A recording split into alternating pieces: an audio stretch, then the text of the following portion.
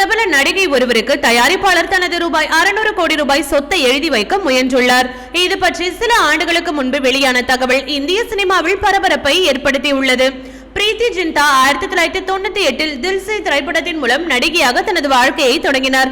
தமிழில் இந்த திரைப்படம் உயிரே என்ற பெயரில் வெளியானது. மணிரத்னம் இயக்கத்தில் AR ரகுமான் இசையில் இந்த படத்துடைய பாடல்கள் இன்றைக்கும் ரசிக்கப்படுகிறது.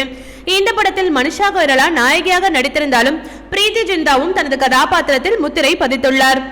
இந்த நிலையில் பிரீத்தி ஜிந்தா அறிமுகமான காலகட்டத்தில் ஐஸ்வர்யா ராய், கேட்ரினா கைஃப், பிரியங்கா சோப்ரா போன்ற நடிகைகள் முன்னிலையில் இருந்தனர். அவர்களுக்கு கடும் போட்டி கொடுக்கும் நடிகையாகத்தான் பிரீத்தி ஜிந்தா மாறியிருந்தார். சினிமா மட்டுமின்றி IPL கிரிக்கெட் தொடரிலும் பிரீத்தி ஜிந்தா சிறந்த ஆளுமையாக வலம் வந்தார். பஞ்சாப் கிங்ஸ் அணியின் இணை உரிமையாளராக கிரிக்கெட் போட்டிகளை கண்டு ரசித்து அங்கு பல ரசிகர்களின் உள்ளங்களை கொள்ளை கொண்டார். பிரபல ஊடகத்தின் தகவலின்படி பிரீத்தி ஜிந்தாவுக்கு ₹600 கோடி மதிப்புள்ள சொத்து கிடைப்பதாக இருந்தது. ஆனால் அதனை அவர் நிராகரித்து விட்டாராம். இந்தி சினிமா தயாரிப்பாளர் சாந்தர் அம்ரோஹி பிரீத்தி ஜிந்தாவை தனது மகளை போன்று பார்த்து கொண்டாராம். 2011ஆம் ஆண்டு அவர் உயிரிழப்பதற்கு முன்பாக அவருக்கு சொந்தமான ₹600 கோடி சொத்தை பிரீத்தி பெயருக்கு மாற்ற அம்ரோஹி முன்வதித்துள்ளதாக கூறப்படுகிறது. இருப்பினும் சில காரணங்களுக்காக பிரீத்தி அந்த சொத்துக்களை வேண்டாம் என்று நிராகரித்து விட்டாராம். இது குறித்த தகவல்கள் சில ஆண்டுகளுக்கு முன்பாக வெளியாகி இந்திய சினிமாவில் பரபரப்பை ஏற்படுத்தியிருந்தது.